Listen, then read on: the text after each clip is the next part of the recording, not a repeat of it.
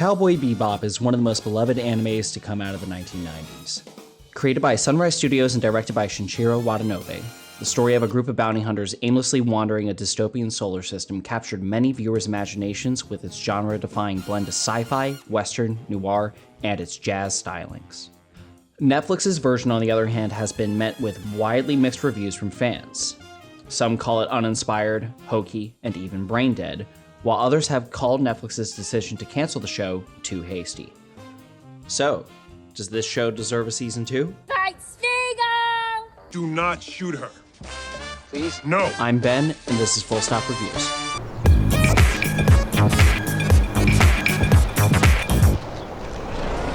Hello everyone, I'm Ben, and today we are going to be finishing off our December block covering Cowboy Bebop this week with the review of the new and now very much canceled Netflix series.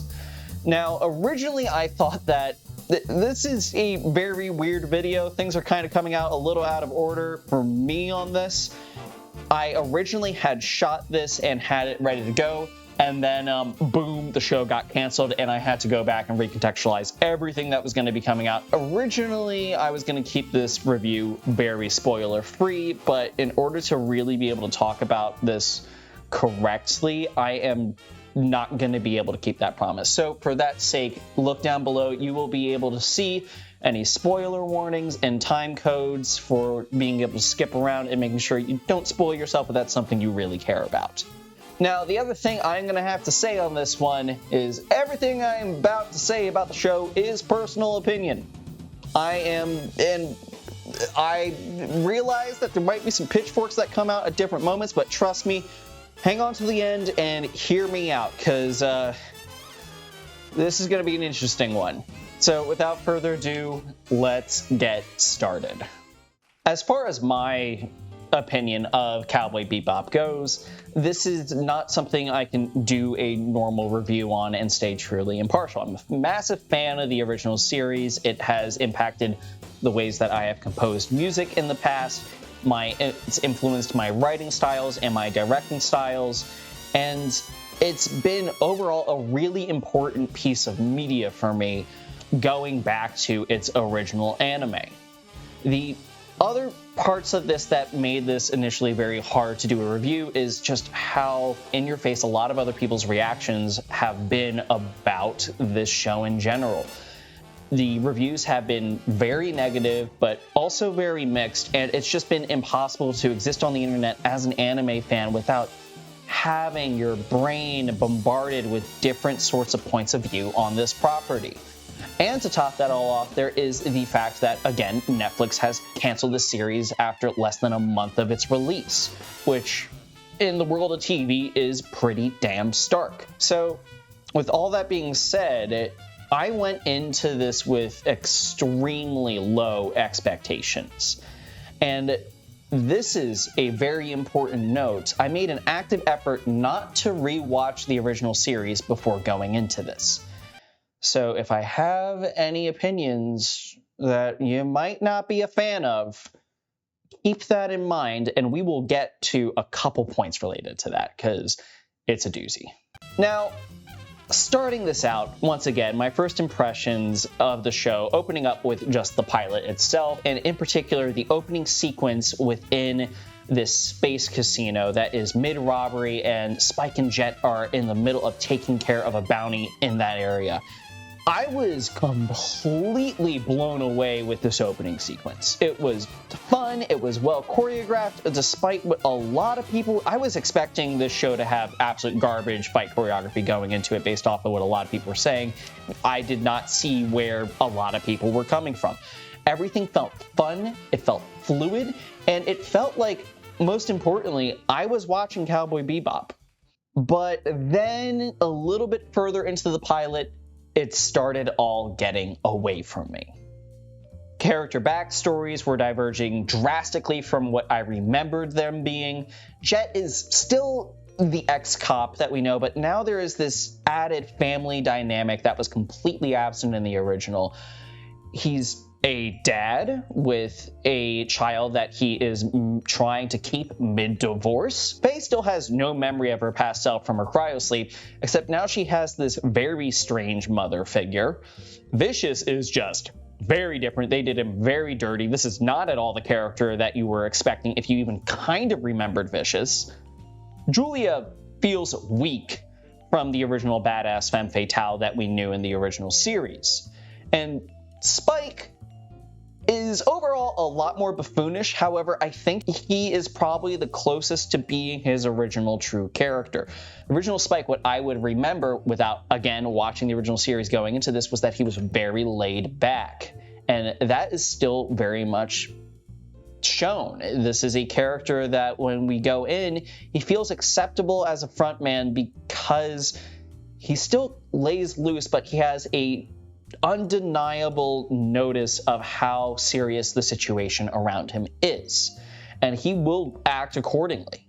Now, the other thing here that started really throwing me for a loop was how the stories were being adapted from their original pieces, and everything that I just stated and how far those diverge. The original stories also start separating drastically, and I'm going to touch on that later because it's going to be an important criticism. But at this point in my watch through, I was very much just about to de facto give this a red light. I was ready to look at this completely with scorn the entire time, and I just did not like anything I was seeing. So then I had to ask myself something as a point of a critic and someone doing media analysis. Should I be comparing this to the original? And the answer is always no. So with that, I decided that I needed to stop looking at this thing, and I was going to, at that point, make sure I did not watch any of the original series, and that I would do my best to not compare any of these characters or plot lines to what I knew existed in the original. And I want to say something very important. That was really fucking hard. That is not an easy thing to do, especially when you're looking at something that is a live action adaptation. But the fact of the matter is that when we look at these adaptations, especially from two versions that are still television, anime is still television. It is still the same medium, although there are some important variations. It's not going to tell the same exact story, and it's not going to want to give us the same characters because it needs to differentiate itself. So with that, I said, okay, I'm going to back off. I'm going to watch this, and I'm going to do this as honestly as I can. And no comparison to the original. I just need to take this for what it is at the surface level. So I did this, and things are going okay. There's some questionable dialogue that happens. Sounds to me like blackmail. You're damn right it is, because, Jet, you are black and you are male. Please, I just want to kill her a little bit. God damn it, Spike. And there's a couple pieces that feel, although very inspired, still somewhat messy. But then something changed for me. Around halfway through, on episode 6, the binary two-step. Major spoilers for this episode. I'm going to break down the plot summary, and you can skip ahead when you need to, but from this point out, I am going to be going into much more heavier spoiler territory for the rest of the series. So, are you still here? No? Okay, cool, let's go. So in the episode Binary Two-Step, Spike follows a lead to go after a bounty on Dr. Landis and ends up trapped in a simulation where he repeatedly is shown the death of Julia as he's being hunted down by Vicious. In the simulation, Julia repeatedly tries to get him to let her go, but every time he refuses. Unknown to Spike, Jet and Faye are working tirelessly to get him out of the simulation and go on a crash course into Earth, risking life, limb, and ship in order to save him. This is where things started getting interesting for me. Watching this episode, it became very evident to me how much these characters loved each other. And I started to realize that I was falling back in love with these characters. The ensemble just starts to kind of feel right at this point. If you were to go in, again, not knowing the original characters, there would be a lot of things that actually work very well here. John chose Spike. It always feels like he's the best part of the show. And there is a wonderful element of his backstory now being held as somewhat of a secret that he has been keeping, and a point of shame for him that is now acting as a new ticking time bomb. Mustafa Shakir's Jet starts to feel like the de facto dad of the group and someone that is able to act as not just the straight man, but actually someone as the moral compass. Daniela Pindas Faye is still able to pull the femme fatale card, and we actually still do see a lot of the dynamic of this very sloppy bachelorette that, again, was present in the original, however, is definitely more emphasized in this version. But she's also bringing this element of childlike wonder of someone who has no memory of the current world, something that is absent because of the difficulties with adapting, well, you know. Fight Smeagol! Alex Hassel's Vicious even becomes kind of intriguing and horrifying to a certain extent if you are willing to dismiss what his original character was like. This version of him, I heard people make the Farquaad comparison, which I don't think is wrong, but I also would compare him to a Prince Joffrey if Joffrey was actually able to kill you himself very quickly and very efficiently. So there is kind of an element of a very horrifying, spoiled character here, which on its own would be fantastic, and the way that his relationship with Spike plays out in the end is just kind of phenomenal. Alyssa Teen's Julia has an outright incredible character arc that comes straight out of a neo-noir novel and really demonstrates how powerful a femme fatale is, not with a gun, but with their own wits. From this moment on, and this is contrary to what a lot of other people's reviews have been, I started to love everything about this show. Yes, the writing was not A+ by any means. However, the actual ideas that were being implemented and the story arcs that were coming through were good.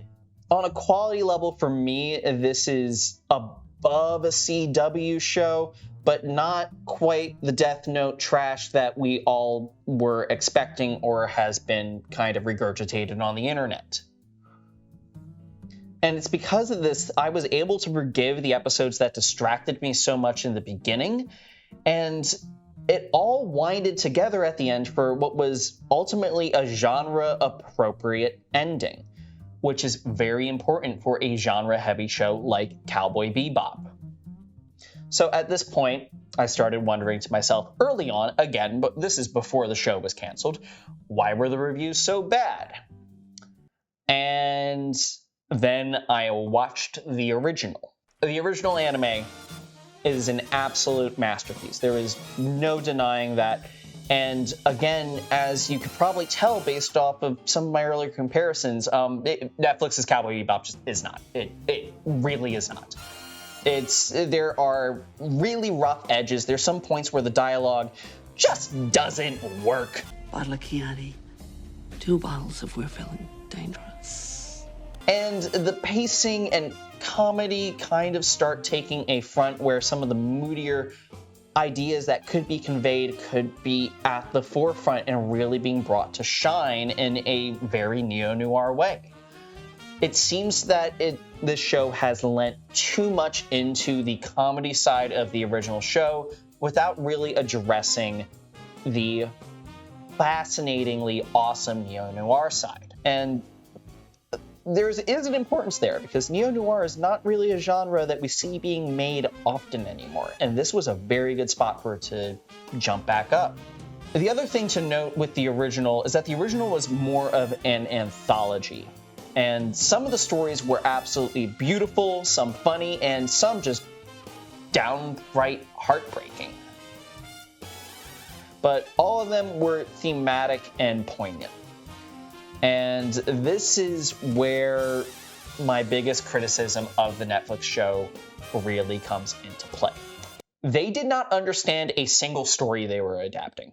So again, we're now leaning into a little bit of we have to compare it to the original now. Because while the show, in my opinion, does stand on its own, when you take it to its source material, it fails drastically.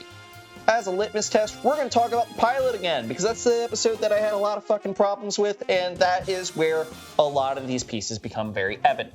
So the pilot, if you have not seen the original Cowboy Bebop, skip to the end of the section down below, and I'm just going to go right into it, because you haven't clicked away right now. It's your fault. It is. It's your fault.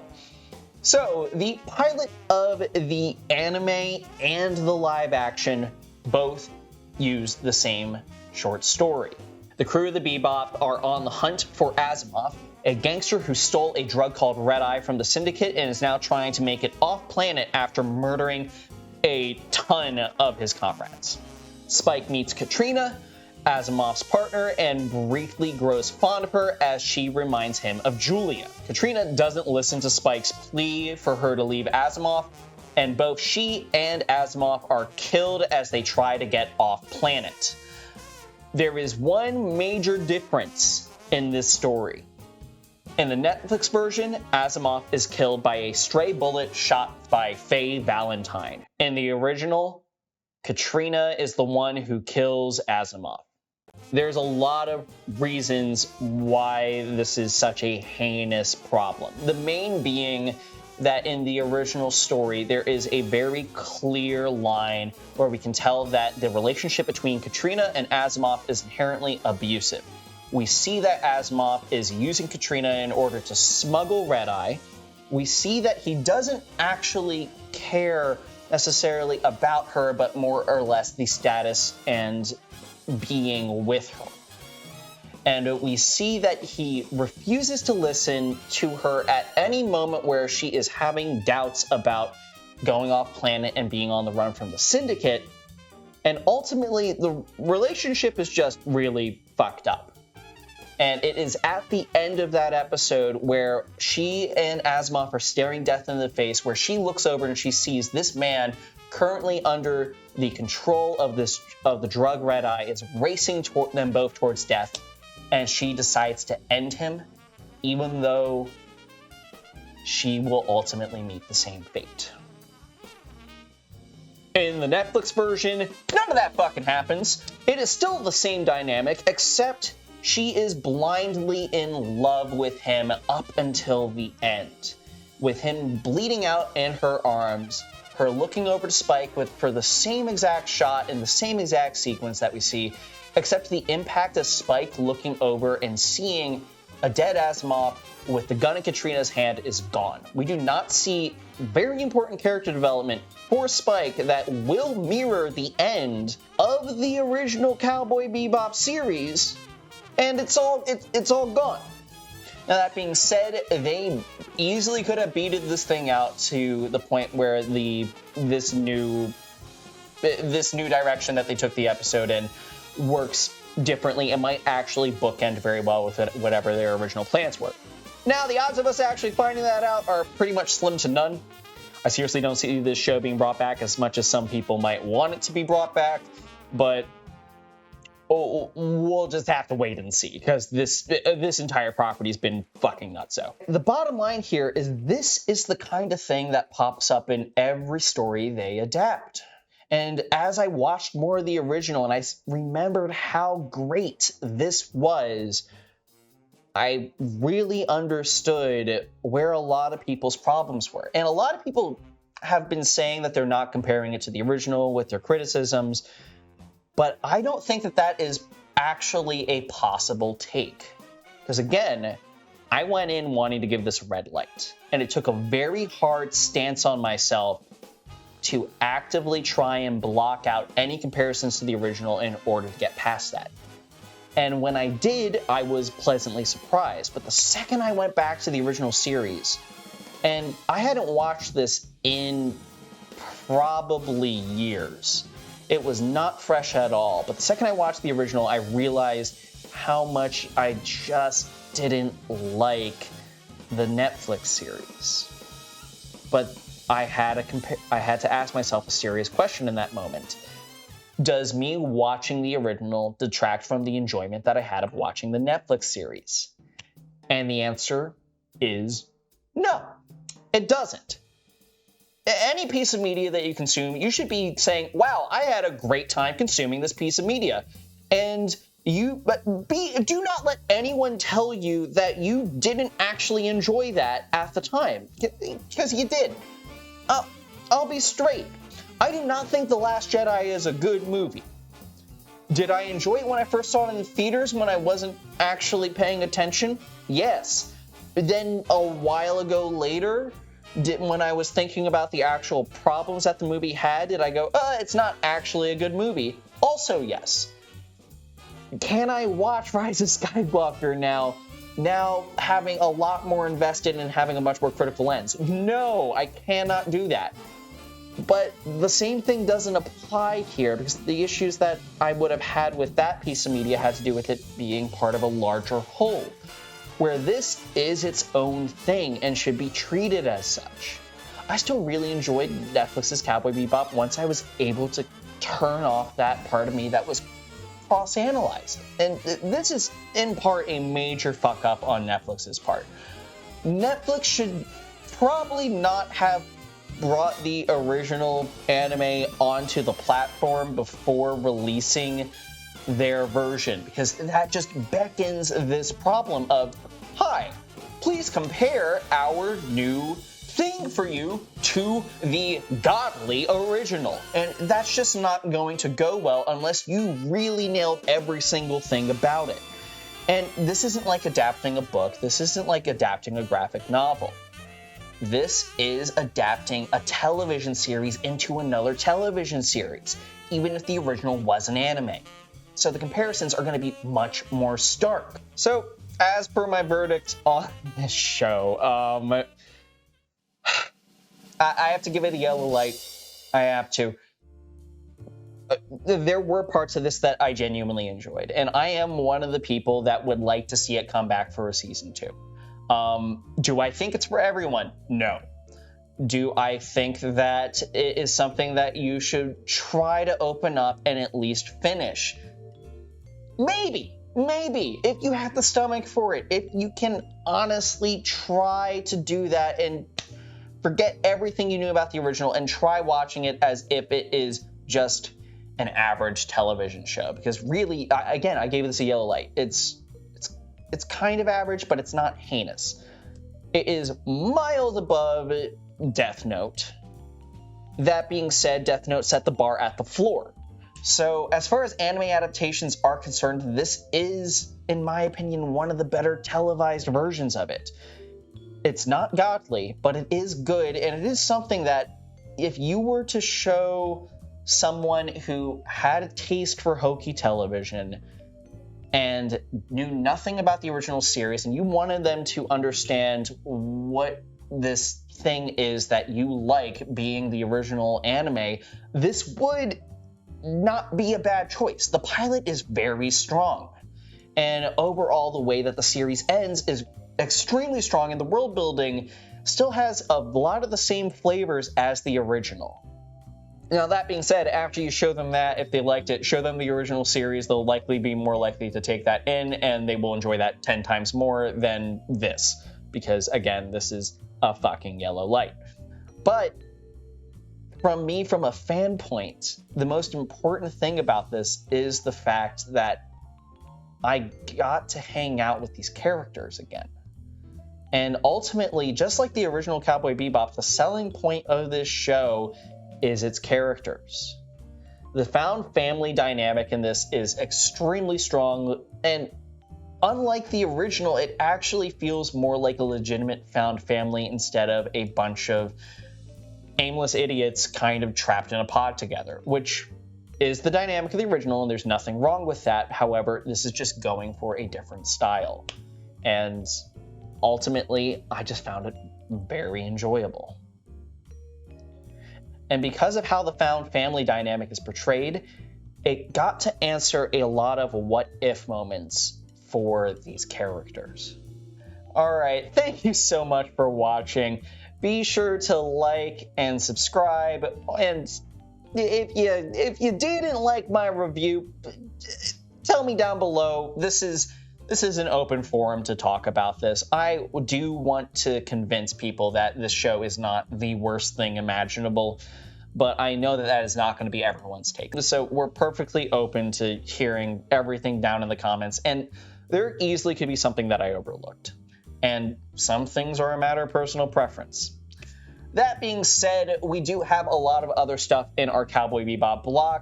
My friend Matt did a review of it earlier, which you can find up in one of these corners, and probably one of the corners earlier in the video. I don't know, it'll be in the end screen at least. And we also have a very different video for those in the tabletop community on our channel. That is right, we have a special Call of Cthulhu one-shot coming out called the Misdoo's Blues, where we take the classic Call of Cthulhu Misdoo's and put it in space with a bunch of space bounty hunters. It's Cowboy Bebop inspired. We had a lot of fun with it. And yes, Matt, I will be killing your character. Anyway, that is all the time we have for today. I'm Ben, and this has been Full Stop Reviews.